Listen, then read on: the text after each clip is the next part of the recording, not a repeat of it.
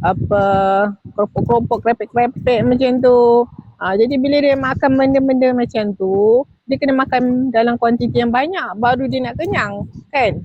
Jadi benda-benda tu, makanan tu tak menyihatkan. Kita pun susah hatilah juga kan.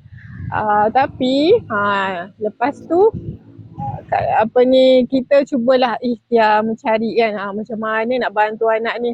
Sebab yelah, makan sayur makan buah pun tak mau kan. Memang memilih lah, orang kata fikir kita cerewet dengan pemakanan. Rasanya bukan Kak Lin je lah, ramai lagi mak-mak, mamis kat luar tu yang apa ni hadapi masalah yang sama. Okay, so yang ada kat sini boleh lah nak apa ni nak share-share juga kalau ada masalah yang sama ke, atau nak bertanya ke boleh juga kan.